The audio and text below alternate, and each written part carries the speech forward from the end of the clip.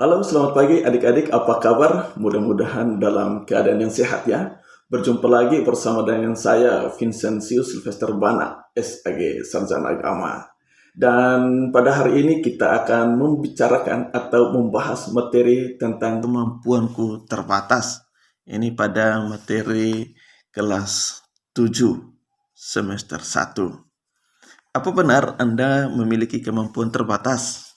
Ya, tentu. Karena setiap orang diberikan kemampuan yang berbeda-beda.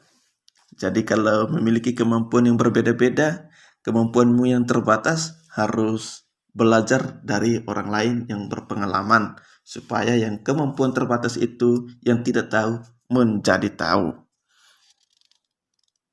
Nah, dengan kemampuan yang terbatas itu kita dipanggil untuk bisa berelasi, ya, atau bisa berkolaborasi dengan orang lain, atau bisa berlatih belajar dari orang lain yang lebih tahu. Kita dipanggil untuk bekerja sama dengan orang lain. Lalu ada berbagai keterbatasan di dalam hidup seseorang. Keterbatasan fisik, keterbatasan kemampuan intelektual, keterbatasan psikologis, keterbatasan ekonomis, keterbatasan sistem budaya. Sebagai orang beriman, kita tidak boleh masa bodoh akan kekurangan dan keterbatasan kita. Kesadaran bahwa diri kita mempunyai keterbatasan harus mendorong untuk menemukan sikap positif dalam menghadapinya. Semua orang memiliki keterbatasan seperti keterbatasan ekonomi. Ketika memiliki keterbatasan ekonomi, kita harus berusaha dengan cara bekerja. Ketika kita memiliki keterbatasan psikologi, belajarlah supaya keterbatasan itu menjadi mampu untuk mengetahui segala sesuatu dan bisa mengatasinya.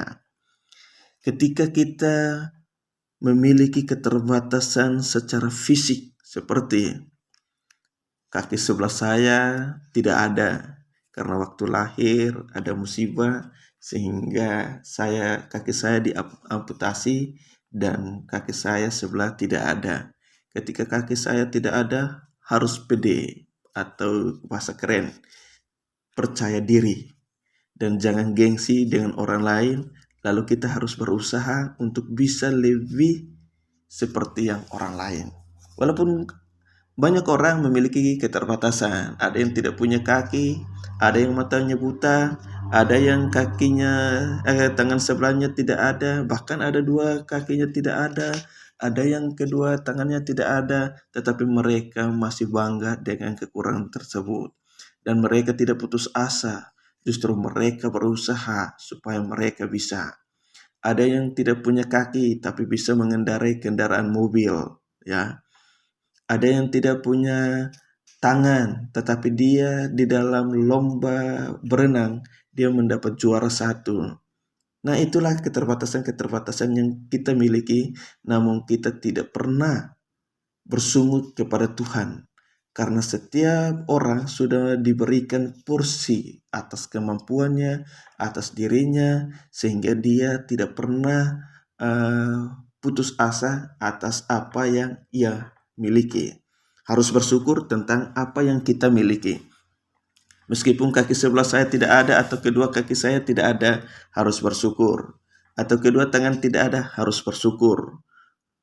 Ketika kita tidak memiliki kemampuan untuk bermain bola voli, misalnya, harus belajar,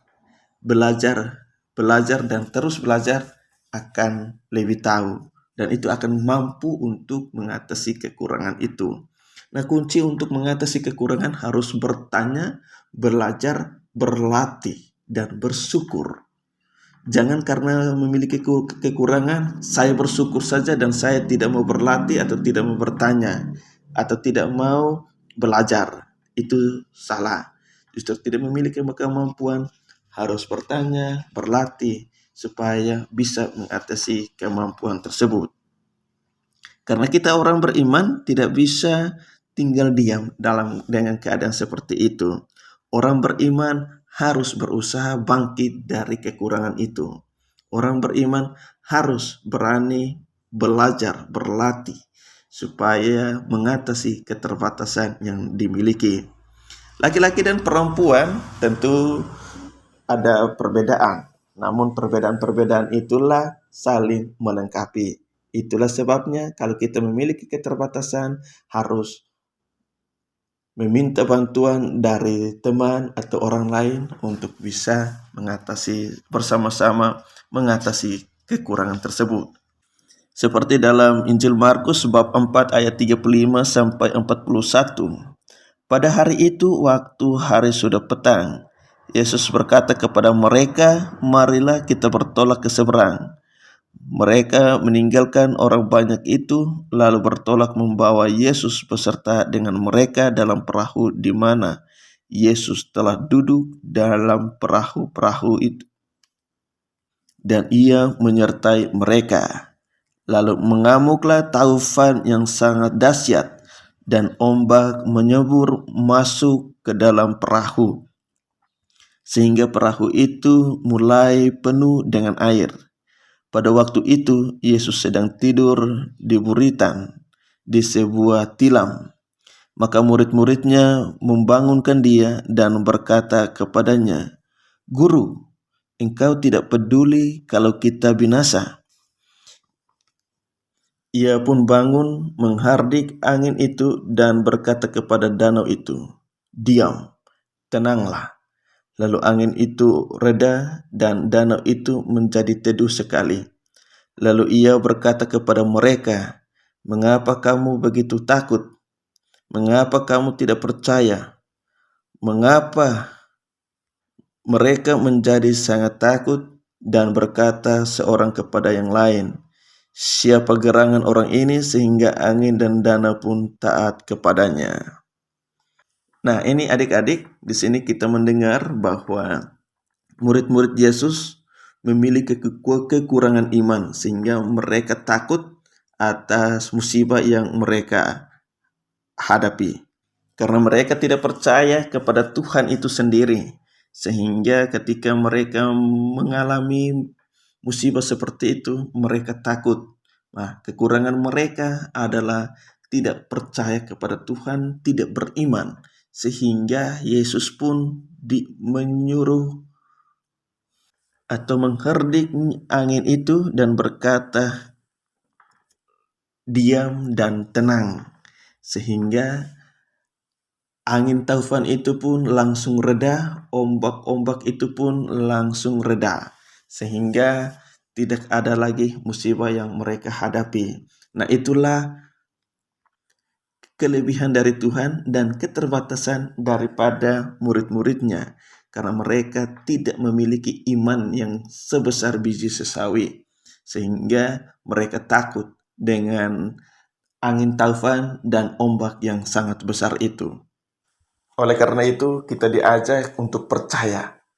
Barang siapa yang percaya kepada Tuhan, ia akan menghadapi musibah itu dengan tenang dan bisa menghadapinya dengan baik.